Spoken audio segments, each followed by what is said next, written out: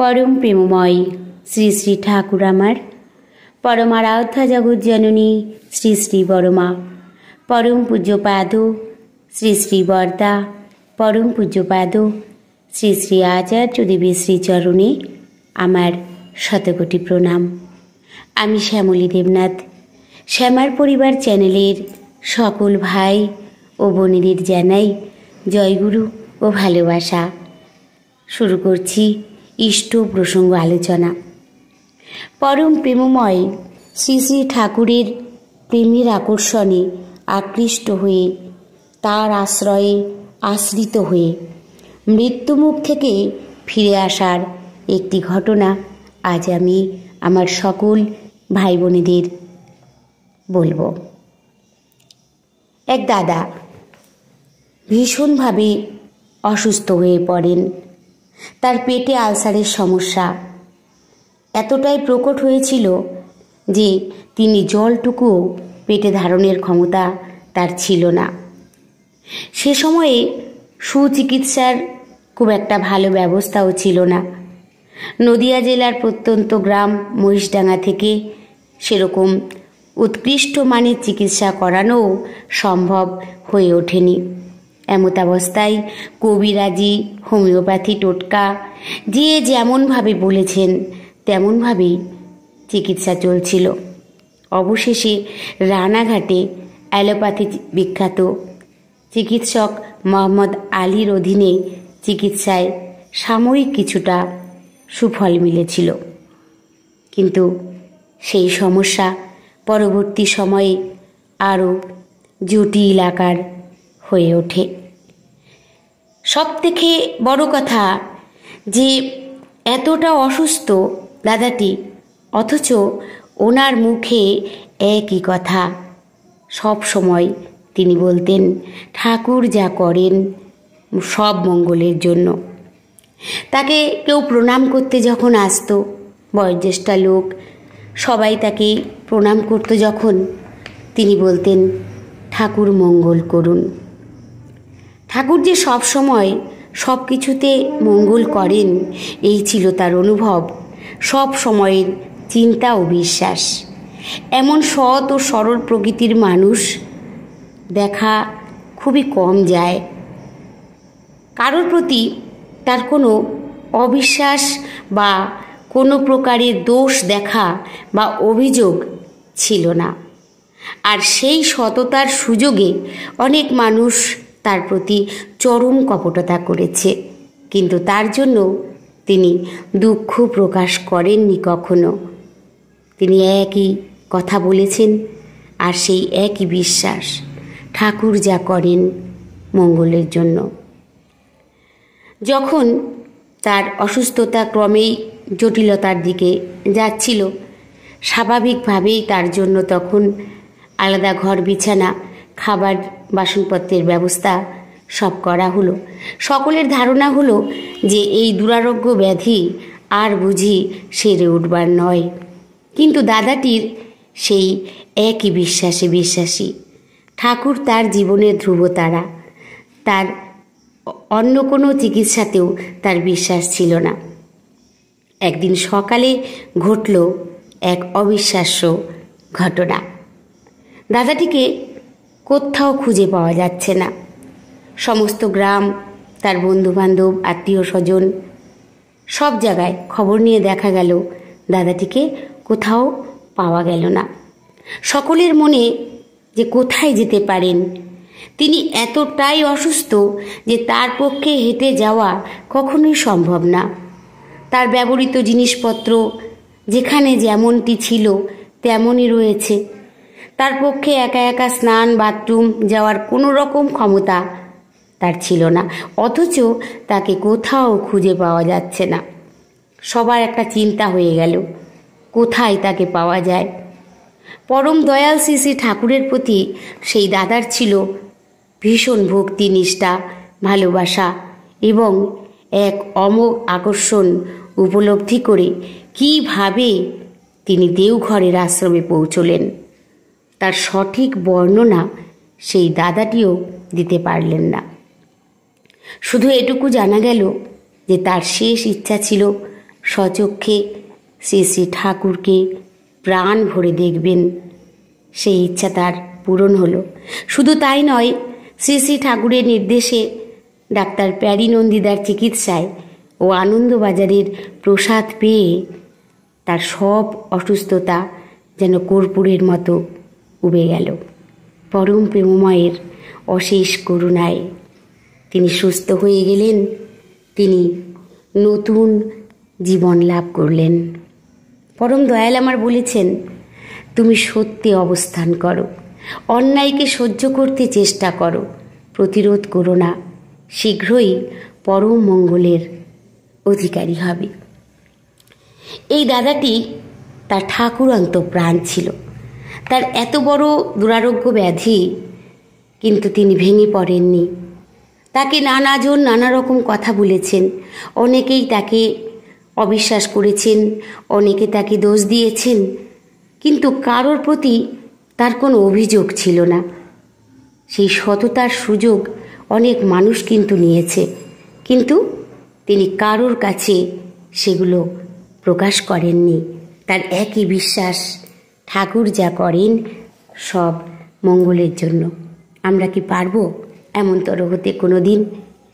আমাদেরকে যদি কেউ দোষের কথা বলে, আমরা কি পারবো?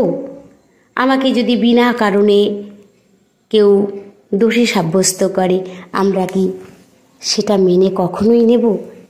তাই যারা ঠাকুরের পরম ভক্ত, যারা সত্যিকারের ঠাকুরকে ভালোবাসে, তারা কিন্তু এমনই হয়। তারা কখনোই এইগুলি নিয়ে থাকে না, আমরা থাকি। কারণ আমরা কতক্ষণই বা ঠাকুরকে ভালোবাসি।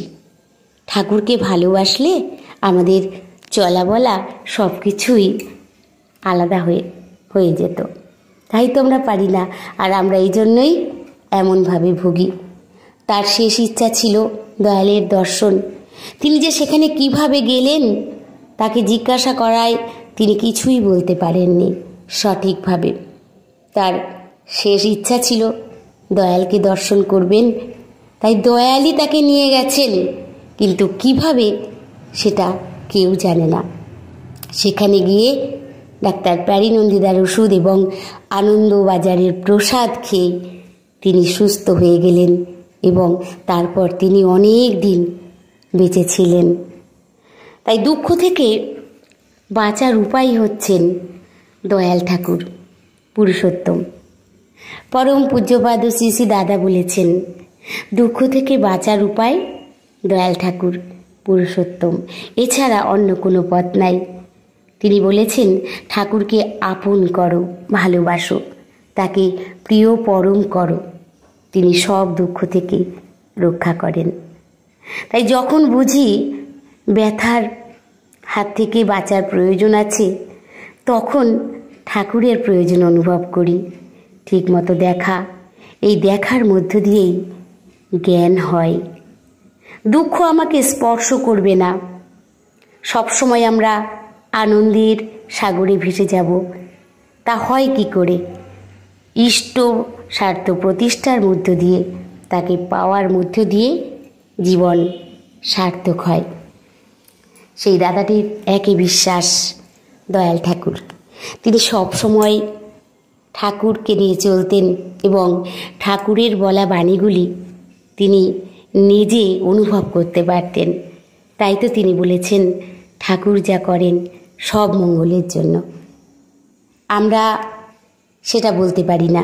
তার কারণ হচ্ছে, চিন্তাটাকে আমরা বেশি নেব মাথায়। সাংসারিক চিন্তা থেকে শুরু করে সব কিছু চিন্তাটা আমরা নিয়ে ফেলি। আমরা দয়ালের উপরে আত্মসমর্পণ কিছুতেই করতে পারি না, কিছুতেই পারি না। আমাদের মুখ দিয়ে বেরোবেই না যে তিনি যা করেন সব মঙ্গলের জন্য করেন, কখনোই ভাববো না। তাই তাকে ভালোবাসলে তদ্রূপ হওয়া যায়। আমাদের আগে দয়ালকে ভালোবাসতে হবে ঠিকভাবে। এককে ভালোবাসলে 10কে পাওয়া যায়, কিন্তু 10কে ভালোবাসলে কাউকেই পাওয়া যায় না। আমাদের জীবনের চলার ঠিক নেই, আমাদের বলার ঠিক নেই, আমাদের ভাবনা চিন্তা ঠিক নেই, অথচ আমি ভাববো যে দয়াল তুমি আমার সব কথা শুনবে, তা কোনোদিনই সম্ভব নয়। কারণ তিনি এলোমেলো নন, তিনি স্থির। আমি এলোমেলো হয়ে চলি, তাই তো তিনিও আমার কাছে তখন এলোমেলো হয়ে থাকেন। তাই আগে আমাদের হতে হবে স্থির, ইষ্টে মগ্ন হতে হবে, তাকে বিশ্বাস করতে হবে, তবেই তো তার দয়া আমরা সকলেই পেয়ে থাকব। নতুবা কী করে পাবো? তার দয়া পেতে গেলে আমাদেরকে তার নির্দেশ মতো আমাদের চলতে হবে। তাই আসুন আমরা তাকে ভালোবেসে তার উপর ভরসা করে চলব।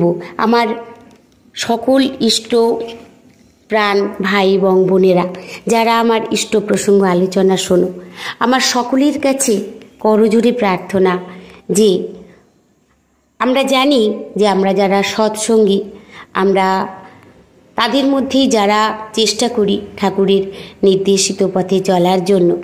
শুধু তারা তো আমরা চেষ্টা করেই যাব, যতক্ষণ এই দেহে আছে প্রাণ আমরা চেষ্টা করেই যাব ঠাকুরের নির্দেশিত পথে চলার জন্য। কিন্তু যারা যারা ঠাকুরের দীক্ষা নিয়ে তাকে মানে না, তাকে বিশ্বাস করে না, তাই তাদেরকে বোঝানো, সকলকে ইষ্টমুখী করে তোলার জন্য। ঠাকুরকে ভালোবাসলে, ঠাকুরকে সত্যিকারের ভালোবাসলে যে আমরা কত বড় বিপদ থেকে মুক্তি লাভ করি, সে যারা আমরা অনুভব করি বাস্তব জীবনে চলায় ফেরায়, তারা বেশ বুঝতে পারি। তাই সকল সময় আমাদেরকে সেইভাবে চলতে হবে। তিনি যেভাবে বলেছেন সেই একই কথা, তার নির্দেশিত পথ তিনি আমাদের বলে দিয়েছেন। যেভাবে চলাফেরা করলে, যেভাবে চললে আমি ভালো থাকব, আর আমি ভালো থাকলে আমার পরিবার ভালো থাকবে, আমার পরিবার ভালো থাকলে আমার প্রতিবেশী ভালো থাকবে, সকলকে নিয়ে আমরা বেঁচে বেড়ে উঠব। ঠাকুর মানুষকে খুব ভালোবাসতেন। তিনি বলেছেন যে একটি মানুষের জন্য তিনি একটি সাম্রাজ্য ত্যাগ করতে পারেন, আমরা পারবো না, কখনো পারবো না। মাথা খারাপ হয়েছে নাকি? অত বড় আর পারবো না। যিনি পারেন তিনিই তো ভগবান। তাই তো আমরা চেষ্টা করি তার পথ অনুসরণ করে চলার জন্য। আসুন আমরা প্রত্যেকে সকল সময় আমাদের চেষ্টা থাকবে ঠাকুরের পথে চলা। আজ লক্ষ লক্ষ লোক ঠাকুরকে নিয়েই চলছে। এই যে ডিপি ওয়ার্কের কাজ, দীক্ষাপত্রের কাজ করছে, সবাই আনন্দে, আমিও যাই। এক একটি মায়ের অনেক রকম অভিযোগ আমরা শুনি, জানি। অনেক মায়ের কষ্ট বেদনা সবই শুনে তাকে কীভাবে ইষ্টের প্রতি সে জেগে ওঠে, তার ভাবটা আসে, তার ভালোবাসাটা আসে, সেই চেষ্টা করা। তাই আমাদেরই কাজই হবে সকল ভাই বোনদেরকে ইষ্টমুখী করে তোলা। সেই ইষ্টের চরণে তাদেরকে যদি আমরা সমর্পিত করতে পারি, তাহলে তারাও জীবনে বেঁচে যাবে, বেড়ে উঠবে। তাই আসুন আমরা প্রত্যেকে চেষ্টা করব তার নির্দেশিত পথে চলার জন্য। ঠাকুরকে ভালোবাসলে সব পাওয়া যায়। আমরা সংসারী মানুষ, ঠাকুরও আমার গৃহ সন্ন্যাসী, তিনিও সংসারে থেকে করে আমাদেরকে শিখিয়েছেন। তাই আমরাও চেষ্টা করব আমাদের এই সংসারে নানা রকম নিত্যনৈমিত্তিক জ্বালা যন্ত্রণা প্রত্যেকের ঘরেই থেকে যায়, কিন্তু তার মধ্য দিয়েই আমরা তাকে ভালোবাসলেই আমরা শান্তির পথ পাব। তাই আসুন প্রত্যেকে চেষ্টা করব তার পথে চলার জন্য। আমরা ভালো থাকব, সুস্থ থাকব। পরম দয়ালের শ্রীচরণে আমি সকলের জন্য মঙ্গল প্রার্থনা করি। জয় গুরু, বন্দে পুরুষোত্তমম।